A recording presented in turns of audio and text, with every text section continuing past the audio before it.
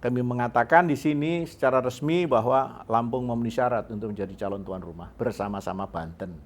Tidak semua cabang olahraga akan kita ambil, tapi kita lihat peluangnya yang bisa kita kembangkan dan punya potensi untuk bisa berkontribusi. Saya pernah ketemu atlet Lampung tapi ikut Jakarta, atlet Lampung ikut Jawa Barat. Nah ini sebetulnya punya modal ini.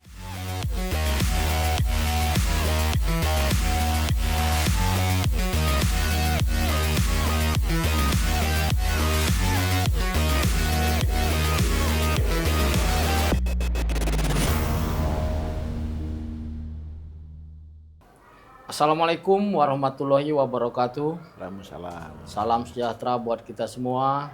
Tabik pun. Iya pun. Dan salam olahraga. Jaya.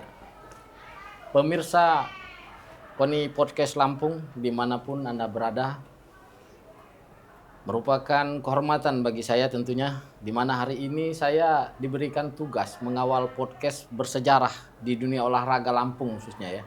Karena podcast kali ini adalah bagian dari sejarah, yakni sebuah peristiwa besar olahraga nasional, yaitu Pekan Olahraga Nasional PON, khususnya bagi Provinsi Lampung. Sekali lagi saya sampaikan.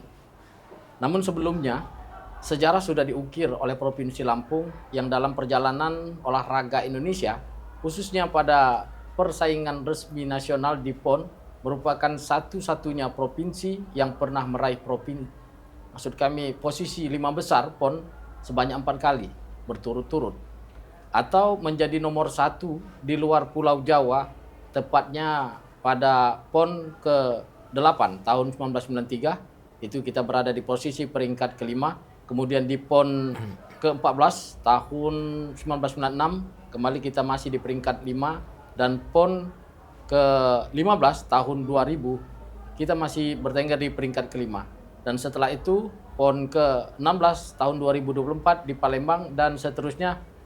Nah, kita lepas dari genggaman 5 besar tersebut ya.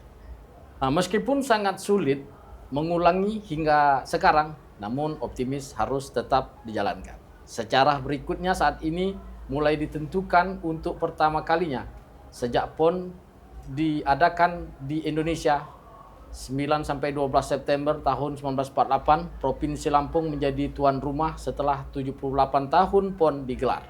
Dan kali ini bersama Provinsi Banten. Mungkin bagi Banten ini hal yang lain karena Banten pernah menjadi tuan rumah tatkala masih bersama Provinsi Jawa Barat. Nah, pemirsa Koni Podcast Lampung, bersama saya saat ini di ruang podcast Koni Provinsi Lampung ada 2 tamu yang juga merupakan bagian dari sejarah itu. Yang pertama saya akan langsung perkenalkan di ruang pemirsa, yaitu Ketua Koni Provinsi Lampung, Bapak Taufik Hidayat. Selamat siang, Bung Ferry. siang. Gimana kabarnya, sehat Pak? Alhamdulillah sehat. Kita terus semangat Pak ya. Semangat terus. Ini suatu kebanggaan bagi Lampung Pak ya. Ya, Kita akan kembali mengukir sejarah nih. Insya Allah. Seolah di pemimpinan Bapak ini ya, kembali berjaya gitu ya. Insya Allah Pak Ferry. Ya. Dan satu lagi, tentunya ini tamu agung yang saat ini mengemban tugas penting dari KONI Pusat sebagai ketua tim visitasi dan verifikasi venue pertandingan cabur-cabur yang dipertandingkan di PON ke-23 tahun 2032 di Provinsi Lampung. Dan saya juga akan langsung saya perkenalkan kepada pemirsa, yaitu Bapak Maijen TNI Purnawirawan Suwarno. Beliau merupakan Wakil Ketua 1 KONI Pusat dan juga selaku Ketua Tim Penjaringan dan Penyaringan calon tuan rumah PON ke-23 tahun 2032. Selamat siang, Pak. Terima kasih. Selamat siang Mas Ferry. Selamat siang pemirsa sekalian. Tabik pun. Iya pun. Ya. Bagaimana suasana di Lampung Pak, bisa diulas sedikit? Ya, kebetulan kami disambut datang dengan beberapa kejadian bencana banjir, sehingga Pak Gubernur, para pejabat jajaran provinsi maupun kabupaten kota yang terkena bencana ini disibukkan juga dengan kegiatan itu. Iya. Tapi alhamdulillah semuanya bisa segera ditangani dengan baik dan tidak mengganggu kegiatan visitasi yang kami lakukan beserta tim. Alhamdulillah semuanya kami bisa ketemu dengan Bapak Gubernur, kami bisa ketemu dengan beberapa bupati yang nanti akan menjadi bagian dari tuan rumah PON. Begitu juga dengan Ibu Wali Kota Bandar Lampung. Alhamdulillah semuanya sangat Antusias Pak. antusias, sangat semangat untuk bersama-sama berkontribusi dalam rangka menyukseskan PON yang akan datang. Iya. Ini berkat Pak Topik nih Pak selaku ketua. Ya. Alhamdulillah. Ya. Semuanya masyarakat ini kayaknya bergembira Pak, bergembira walaupun masih sebatas calon. Iya, jadi ini kan sebetulnya kalau kita berbicara masyarakat, ini merupakan keinginan dari masyarakat Lampung semuanya Betul. yang diteruskan oleh Bapak Gubernur, yang diperkuat oleh para bupati wali kota, yang kemudian mendapat persetujuan dari yang mewakili rakyat itu sendiri. Iya. Ketua DPR dan seluruh jajarannya. Jadi ini merupakan satu persyaratan pada saat provinsi mencalonkan sebagai tuan rumah, harus bagaimana Bapak Gubernur, bagaimana Ketua DPR dan masyarakat lain dalam proses mendukung ini. Ya, baik. Tidak akan terlepas itu. Ini bagian persyaratan Pak. Ya. Tapi kalau dalam proses standar untuk menjadi tuan rumah PON serta hak dan kewajiban yang harus dilakukan mungkin bisa dijelaskan Pak. Ya, yang pertama untuk mendaftar dengan sendirinya ada beberapa persyaratan administrasi yang harus dipenuhi oleh siapapun calon. Yang kedua, harus punya modal dasar. Modal dasarnya ini akan nanti menjadi satu persyaratan pada saat kami visitasi dan menggelar musyawarah nasional luar biasa untuk memilih calon tuan rumah. Sehingga kaitannya dengan itu, pertama yang ingin kami sampaikan adalah modal dasar untuk divisitasi, satu terkait dengan kondisi venue, existing. Ya. Yang kedua dihadapkan juga dengan rencana ke depan yang sudah diprogramkan. Mungkin sekarang ini belum siap, tapi kita akan membaca berapa banyak yang masih akan disiapkan yang sudah diprogramkan. Itu venue untuk pertandingan. Dengan sendirinya untuk bisa melihat venue, karena ini kebetulan ada 2 provinsi menjadi satu kesatuan, maka diawali dengan kita menyampaikan konsep dasar cabang-cabang olahraga apa yang akan dipertandingkan. Mereka saling berembuk, sehingga ketemulah satu titik, di Banten akan mempertandingkan apa, di Lampung akan mempertandingkan apa. Kebetulan sekarang sedang di Lampung, maka visitasi venue yang kita lihat adalah hasil kesepakatan Banten-Lampung, cabang-cabang yang akan dipertandingkan di Lampung. Itulah sebagai modal pertama. Yang modal kedua adalah kami ingin melihat bagaimana kondisi akomodasi yang nanti akan disiapkan dalam kegiatan PON sesuai dengan cabang olahraga. Kalau kita berbicara Lampung Selatan, dengan sendirinya Lampung Selatan harus punya rumah sakit, fasilitas kesehatan yang memadai di lingkungan itu. Iya. Tidak bisa istilahnya di Lampung Selatan di cover dari metro. Begitu juga di pesisir barat tidak bisa di cover dari tempat lain, sehingga masing-masing yang mereka kebagian venue yang akan dilihat dengan sendirinya fasilitas akomodasi dalam hal ini hotel dan sebagainya harus tersedia. Yang berikutnya juga kita akan berbicara tentang pelayanan kesehatan. Jadi rumah sakit dan lain sebagainya. Karena tidak terlepas dari kegiatan olahraga pasti ada unsur pelayanan kesehatan. Betul. Apalagi ini PON akan melibatkan jagoan-jagoan atlet dari berbagai provinsi. Mereka sudah terlatih dengan cukup bagus. Mereka ingin bertanding mempertahankan nama baik provinsi masing-masing. Sehingga ini tidak menutup kemungkinan dalam konteks pertandingan memerlukan perawatan dan sebagainya. Sehingga ini kami lihat juga bagaimana fasilitas kesehatan, rumah sakit, dan lain sebagainya di masing-masing bagian. Ini modal dasar yang kita jadikan sebagai sasaran visitasi untuk pencalonan. Modal dasar ini nanti akan berkembang karena terkait dengan bagaimana rencana mendukung upacara. Upacara itu banyak, ada upacara pembukaan, upacara penutupan, upacara pengambilan api PON, kirap api PON, pemasangan bendera kontingen. Kemudian kita berbicara kaitannya dengan upacara penghormatan pemenang dan lain sebagainya. Ini nanti sebagai bagian setelah terpilih. Jadi modal dasar itulah yang menjadi prioritas pertama kami untuk bisa kita lihat kondisinya. Baik. Gitu. Ini kembali lagi euforia kebahagiaan masyarakat Lampung, Pak, terutama. Ya. Jadi kemarin kan sempat ada beberapa calon, begitu dinyatakan calon tunggal ini masyarakat Lampung ini sangat senang sekali, Pak. Oke. Dan jatuhnya dengan sekarang sudah dilakukan visitasi dan juga verifikasi nih, Pak. Kalau boleh Pak nih untuk menambah kegembiraan masyarakat Lampung nih Pak, kalau ada bocoran sedikit-sedikit Pak. Bagaimana secara umum yang sudah kita lakukan ini? Oke, saya kan awali dari proses pendaftaran ya. Kita buka dari mulai Januari sampai dengan Mei. Dinamika ini yang memberikan respon pertama Lampung dengan Banten. Kapan kami akan mulai bisa mendaftar dan lain sebagainya? Yang pertama adalah Banten-Lampung atau Lampung-Banten lah. Ya. Sehingga Lampung dan Banten ini lebih awal menyiapkan segala sesuatunya terkait dengan persyaratan mendaftar. Berkaitan dengan dinamika di lapangan, ada beberapa provinsi yang memang punya maksud yang sama. Ya. Pernah berbicara untuk Sulawesi Utara, Gorontalo, dan Sulawesi Tengah. Pak, bagaimana kalau kami ikut daftar? Terbuka. Muncul lagi keinginan Sumatera Barat dengan Jambi. Kami juga sudah menyampaikan, Sumatera ini sudah ada Lampung nih. Ya kan? Ya. Kemudian muncul lagi di penghujung-penghujung itu DKI. Kami menyampaikan DKI itu sudah 9 kali menjadi tuan rumah PON selama ini. Dari 22 kali penyelenggaraan, DKI sudah 9 kali. Alhamdulillah. Kemudian muncul lagi Jawa Tengah dan Daerah Istimewa Yogyakarta kepingin mendaftar.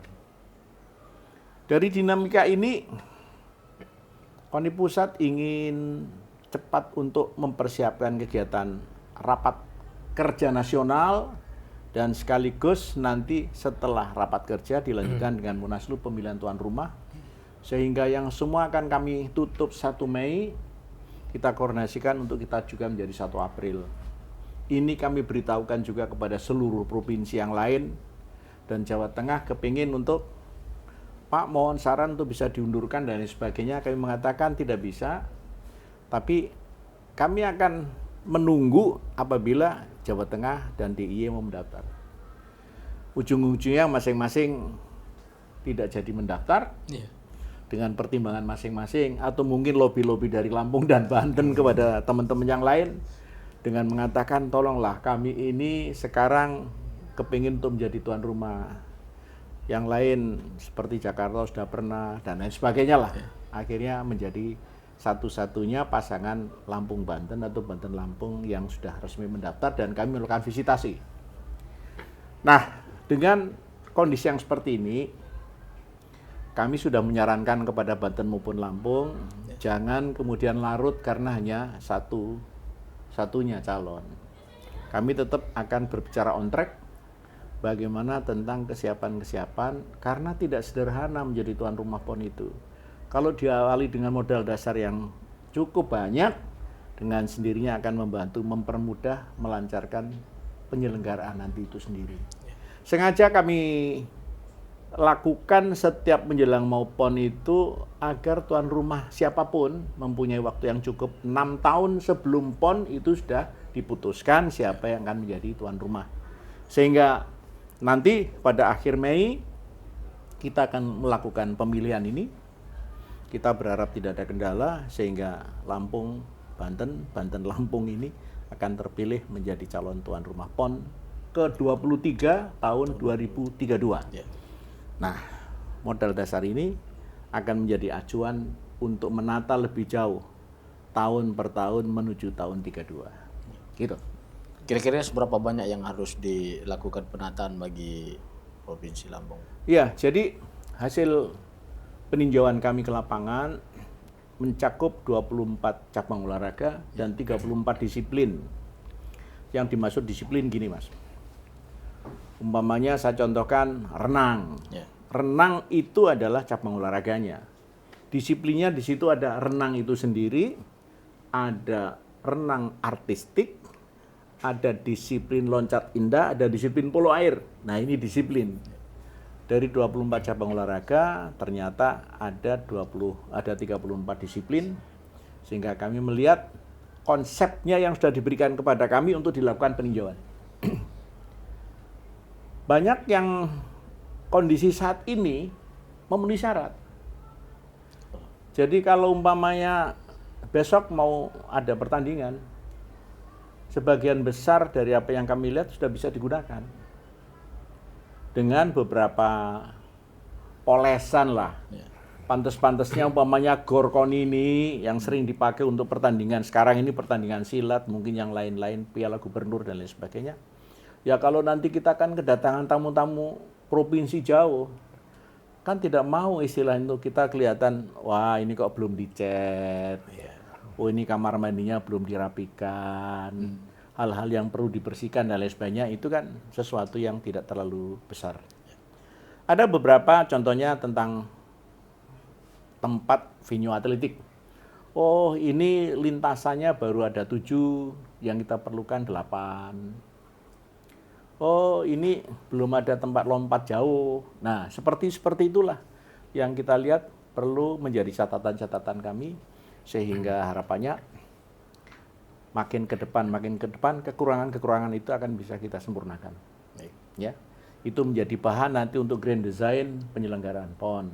Ya, itu kemudian yang kurang-kurang ada beberapa cabur yang walaupun ini sudah berkali-kali kita melakukan koordinasi antara Lampung dan Banten, ada juga yang terjadi tumpang tindih masih ya.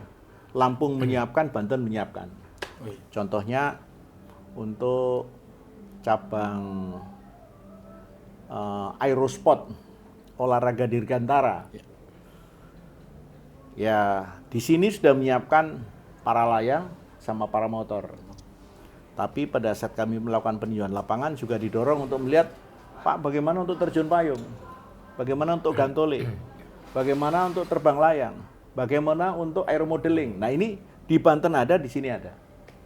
Harapan kami nanti setelah ini semuanya selesai, kami kembali, Banten kita undang, Lampung kita undang, untuk sekali lagi kita pertemukan supaya tidak menimbulkan sesuatu yang mubazir dan terjadilah efektif efisien. Oke, yang ini Banten, yang ini Lampung. Itu hal-hal yang kita temukan di lapangan.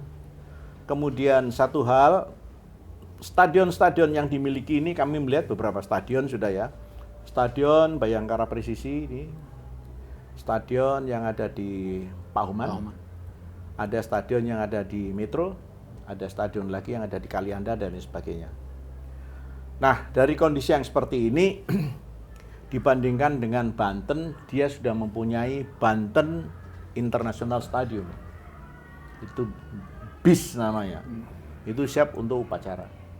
Kami sampaikan pada teman-teman yang di Lampung, memang upacara yang selama ini diadakan kan selalu menggunakan stadion.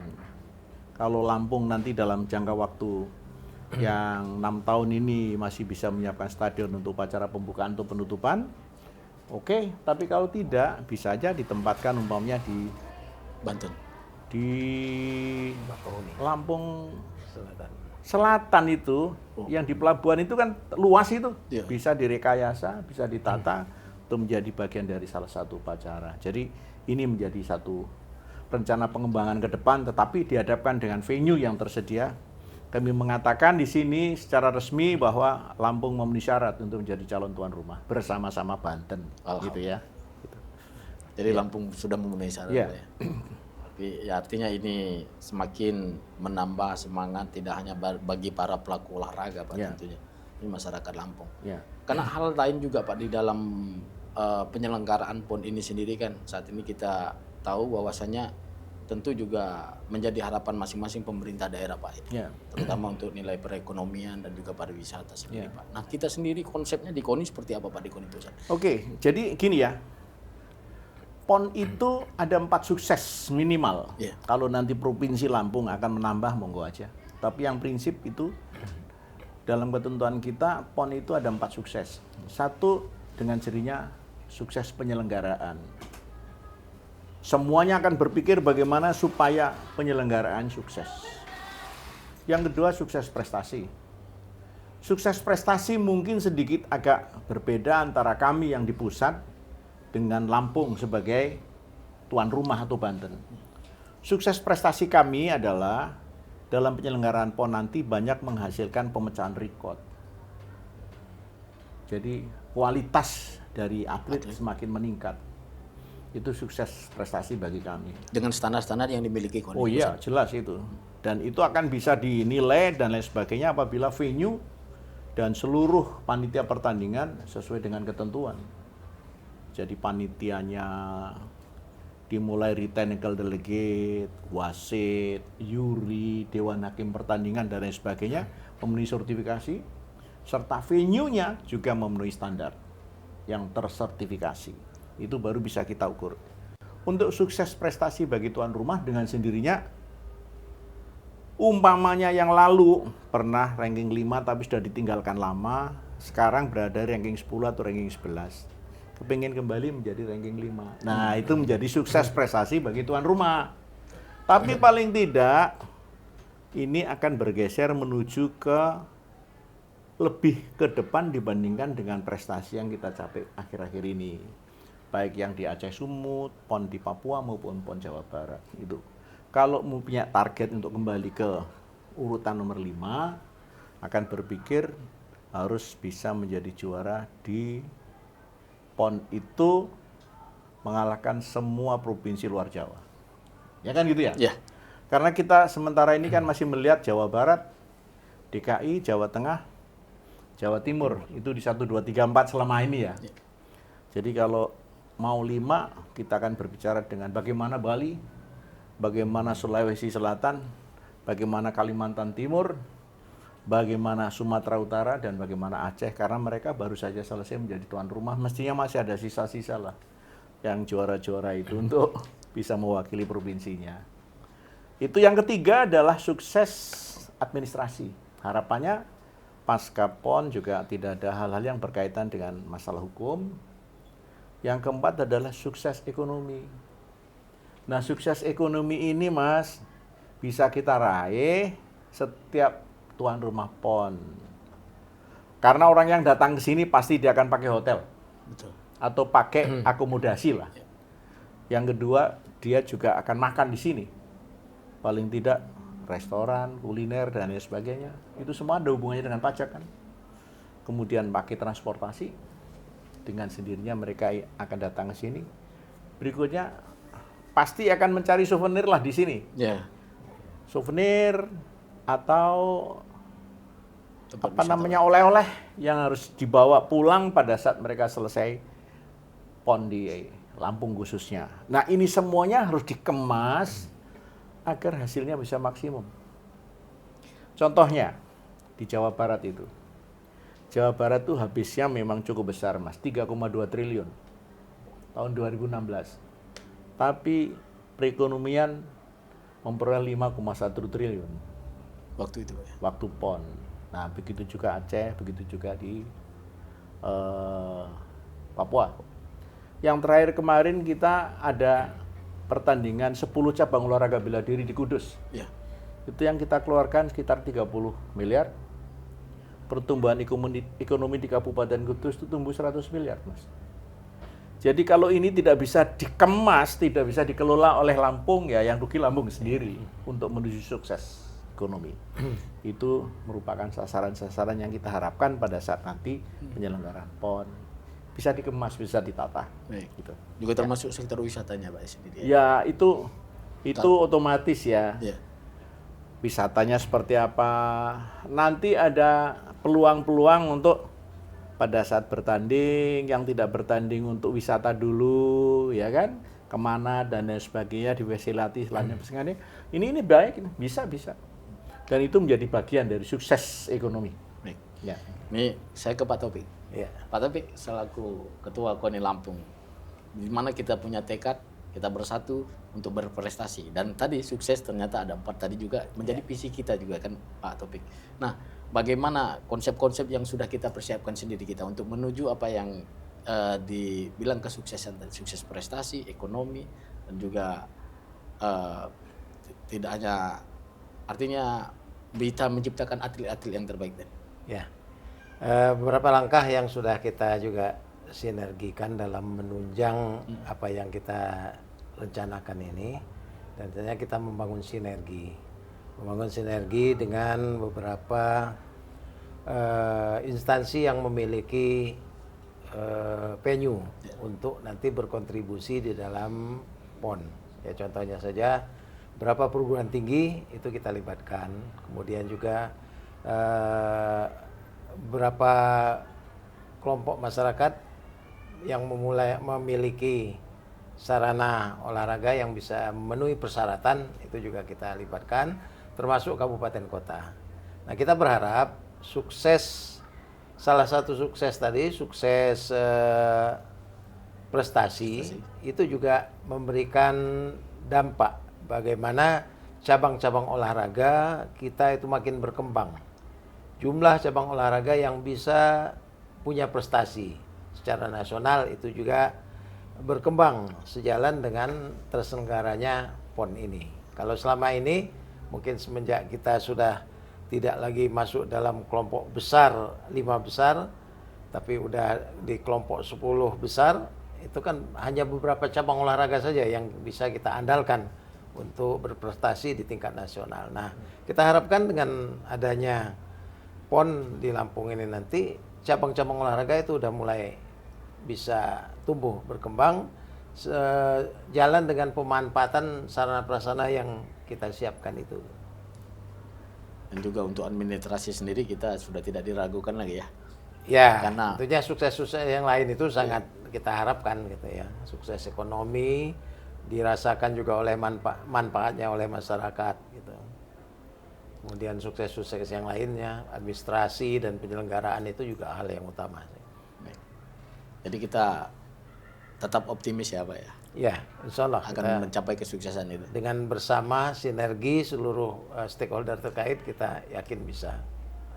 Artinya tadi kita udah dapat gambaran nih dari Pak Wano, walaupun kita calon tunggal juga kita dengan Banten juga kita artinya tidak boleh juga artinya berleha-leha ya Pak ya. Ya. Memang semuanya harus tetap kita tata kelola kendali. Nah, hal mungkin yang bisa meyakinkan buat kita Pak apa ini Pak? Yang meyakinkan. Ya, agar semakin yakin nih yang dari KONI pusat nih. Ya. Wah, udah cocok. Pertama, pimpinan kita, Bapak Bupati, Bapak Gubernur, itu sudah berkomitmen untuk mensukseskan ini. Ini juga didukung dengan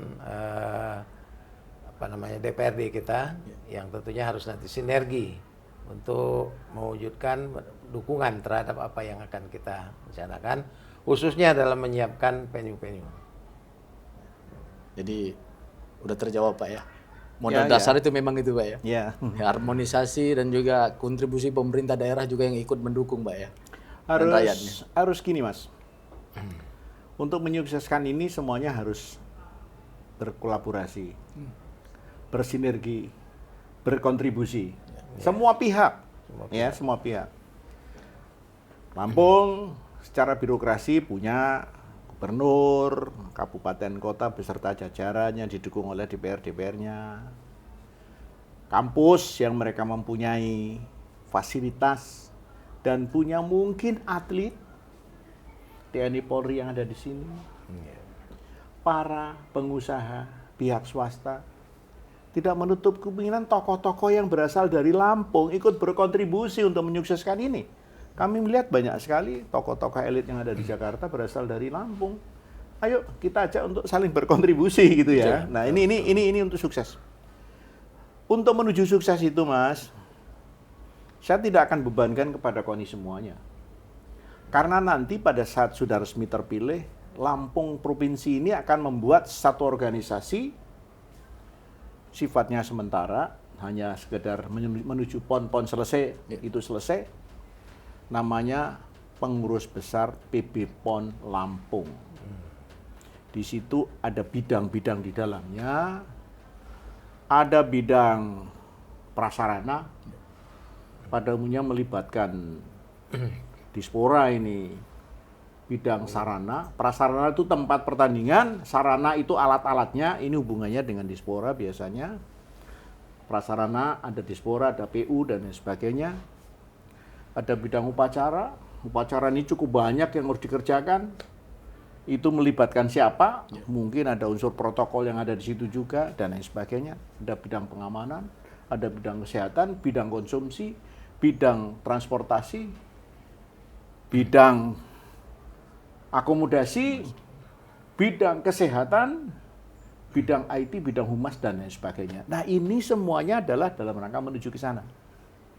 Untuk sukses administrasi, pada umumnya pada saat persiapan menuju PON ini, dilibatkanlah unsur-unsur BPKP, LKPP, kejaksaan, kepolisian untuk memberikan pendampingan kepada PB PON, sehingga nanti kaitannya sukses administrasi ini sudah bisa dikerjakan dari mulai awal. Jangan sampai nanti ada yang salah-salah mungkin dan lain sebagainya. Karena memang ini bukan pekerjaan yang ringan, Mas. Pekerjaan yang ini sehingga saya katakan semuanya harus berkontribusi, bersinergi, supaya semuanya bisa menjadi yang terbaik yang bisa kita lakukan. Gitu. Gitu ya.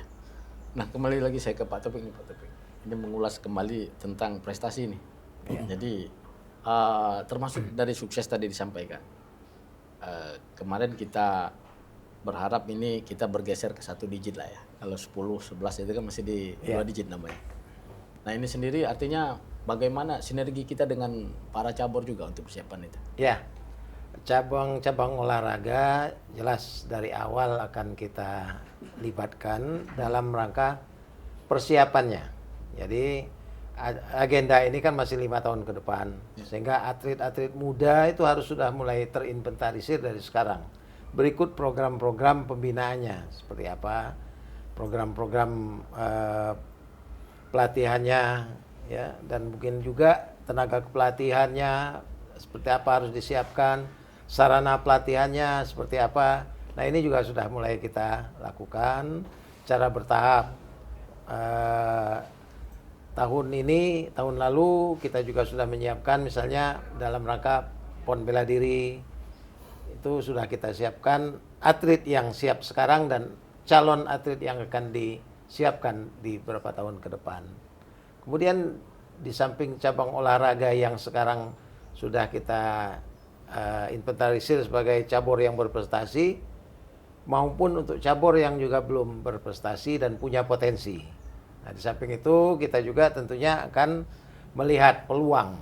Tidak semua cabang olahraga akan kita ambil, tapi kita lihat peluangnya yang bisa kita kembangkan dan punya potensi untuk bisa berkontribusi dalam kita dalam perolehan medali yang kita pertandingkan nanti. Oke. Sebelum mengakhiri obrolan kita, Pak, mungkin sedikit mungkin Lampung ini perlu janganlah sedikit dari Bapak. Bagaimana menuju prestasi itu? Karena kan kalau di Pulau Jawa itu tadi kan, ini kan menghadapi Pulau Jawa ini harus kita, ini kan tantangan besar nih Pak istilahnya. Mungkin ada sedikit wejangan Pak yang ingin kita sampaikan.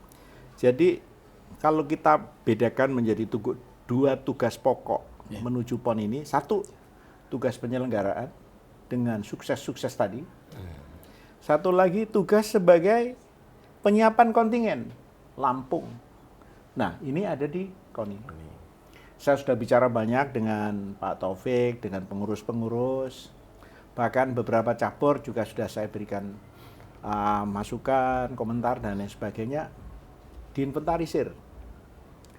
Saya melihat di lapangan dengan kemarin datang ke venue-venue, 1 umpamanya menembak.